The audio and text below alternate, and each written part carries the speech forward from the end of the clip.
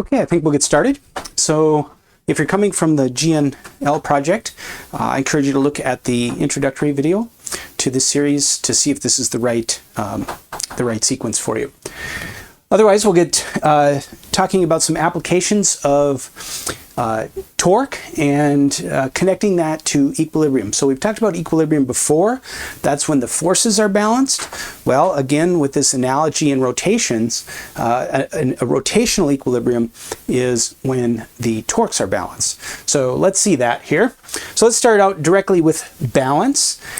When we talk about balance, we've talked about this pivot point.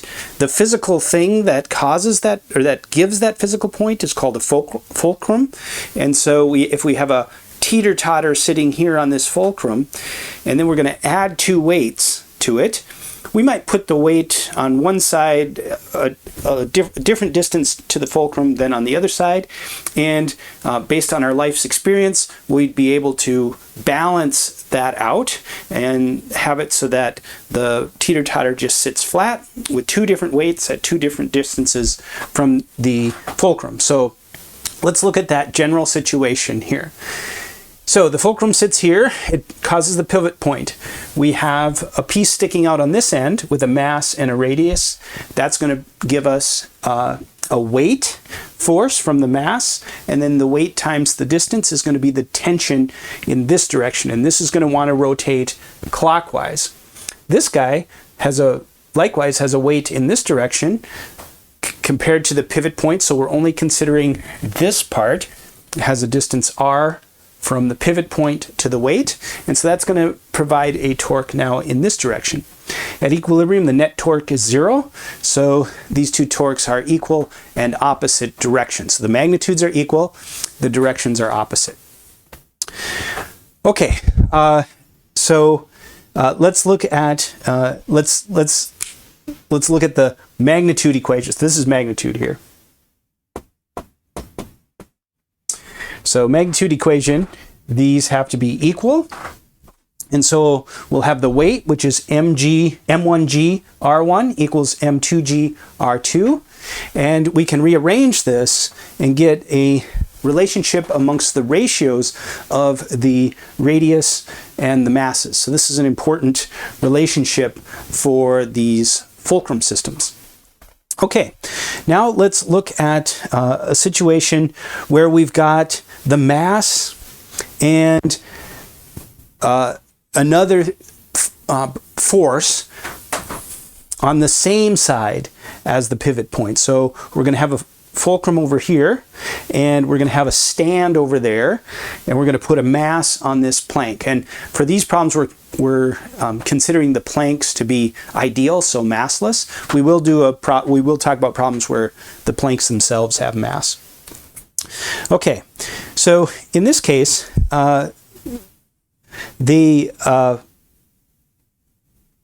we want this to balance. This is an equilibrium. So the mass is going to provide a weight force downward, and that's going to press on this stand, and the stand will provide a normal force upward that's going to be equal and opposite to that to keep the rotations from happening. Now, vector-wise, equal but opposite. Here, this is magnitude again.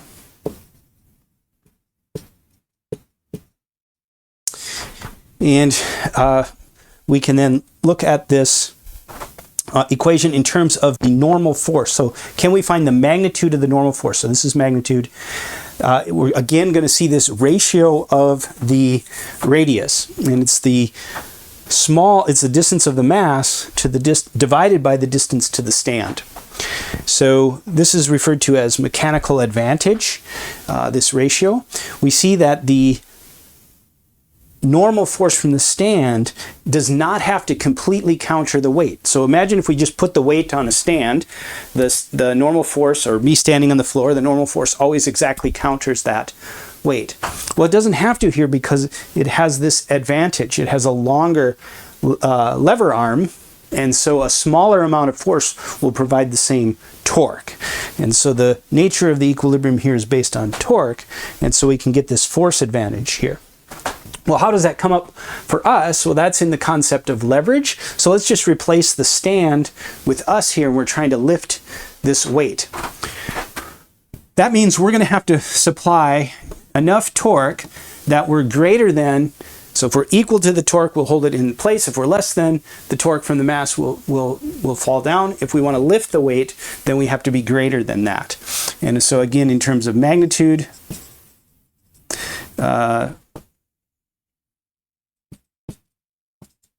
we need our force times our distance to be greater than or equal to the force of the mass, or its weight, times that distance. And so we can rearrange this, solve for the force of the lift, and we see this mechanical advantage term again here.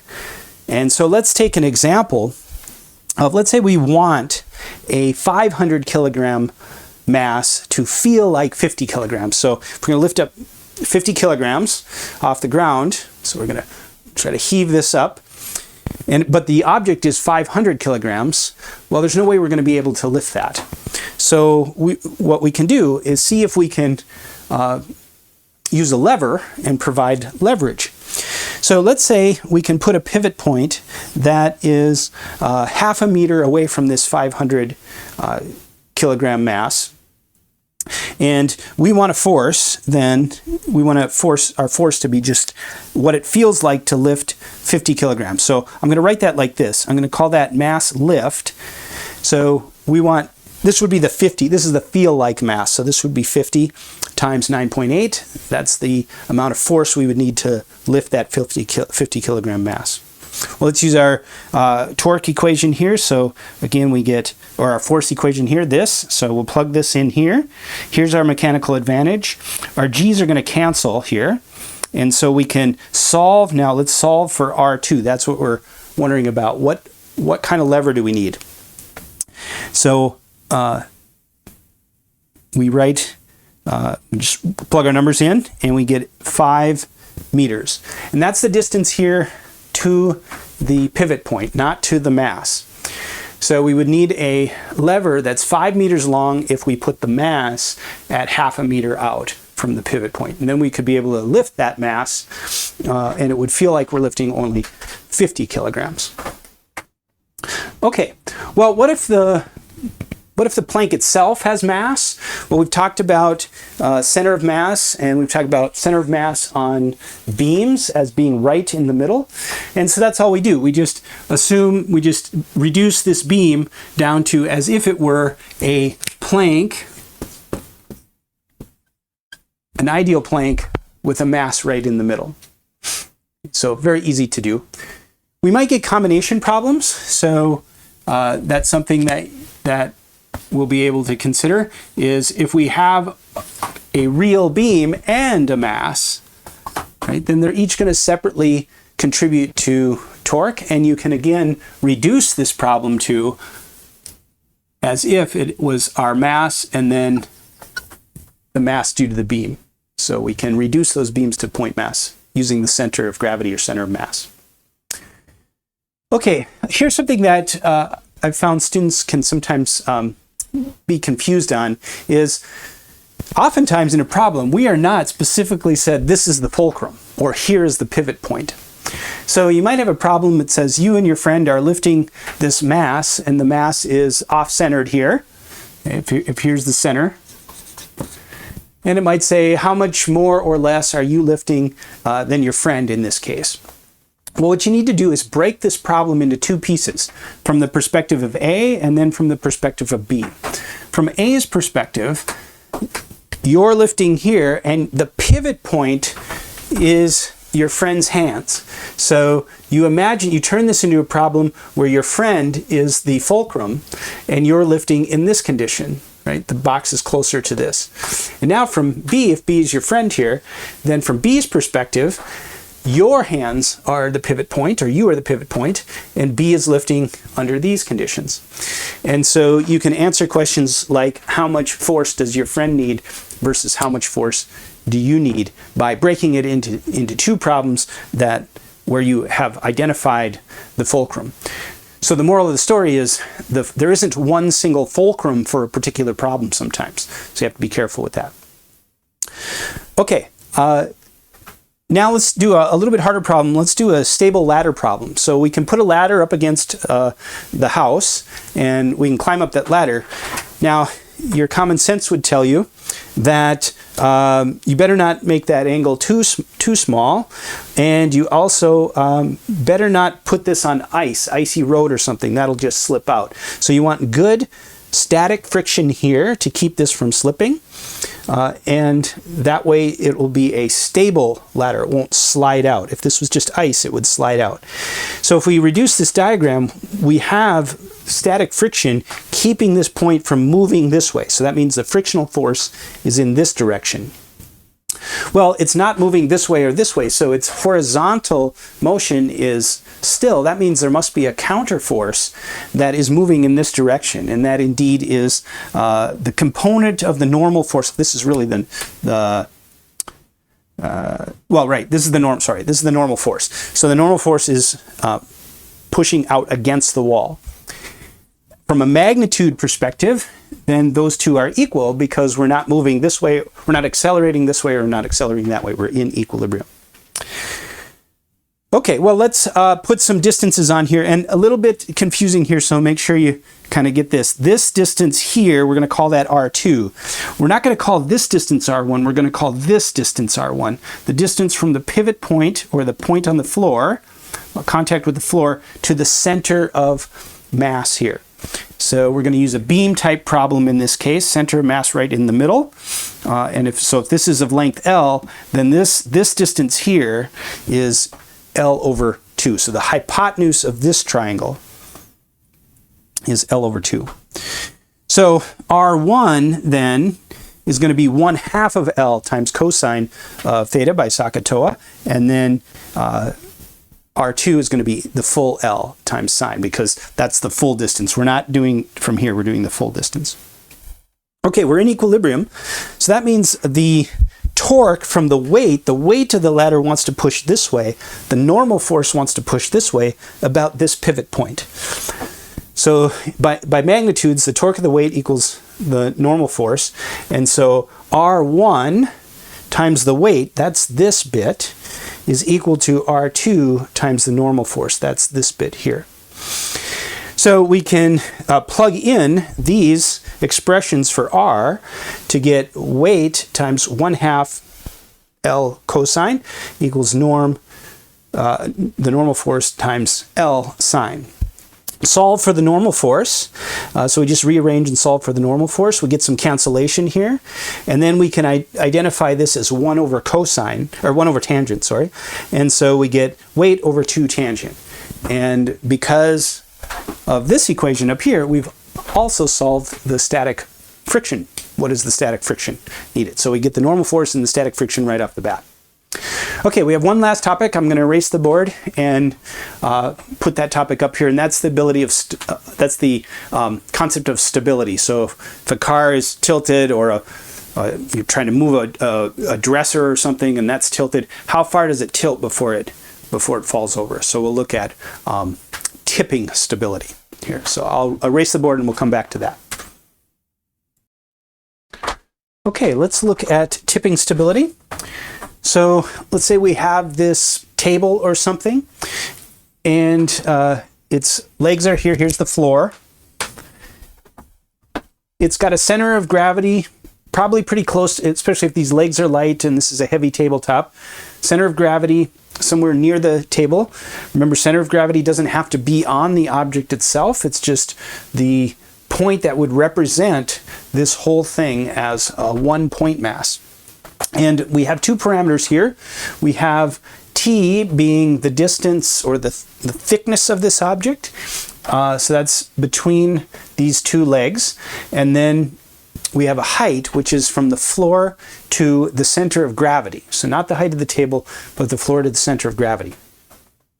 Okay, now if we pick up one side and drop it, it'll come back down. You know, if we pick it up just an inch or so, it'll come back down.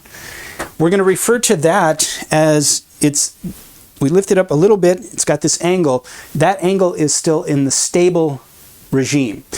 We're not really talking about it is related to stable equilibria that we talked about before.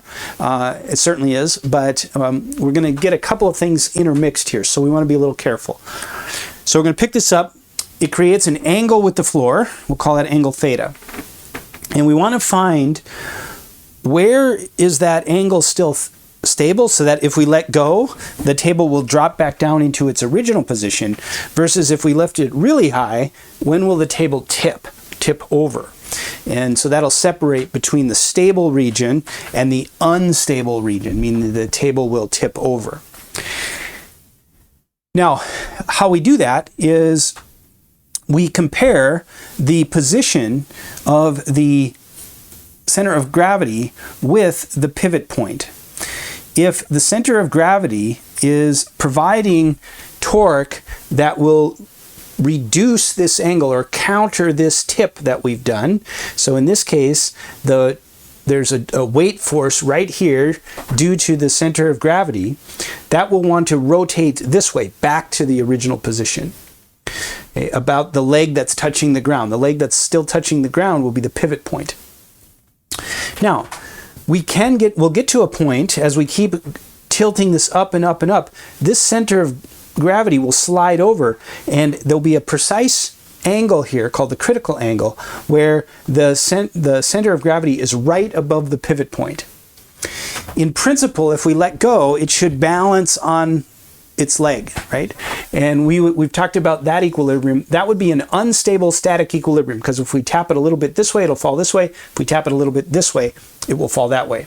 So when we say stable, unstable, in this case, we're talking about that balancing on it's on its leg there. When we talk about stable and unstable here, we're talking about, will the table return back to, will it tip over or not? That's what we're talking about here. Okay, now if we proceed this further, then our center of mass goes to the other side of the pivot point, and that's going to want to rotate this way. So it all really follows from what we've been talking about. Makes a lot of sense that way. So what is the formula for this? Well, it turns out it's the arctangent of the ratio of the thickness to twice the height. And that's kind of coming from the fact, this 2, where's this 2 coming from? It's coming from the fact that the center of mass is at t/2 here.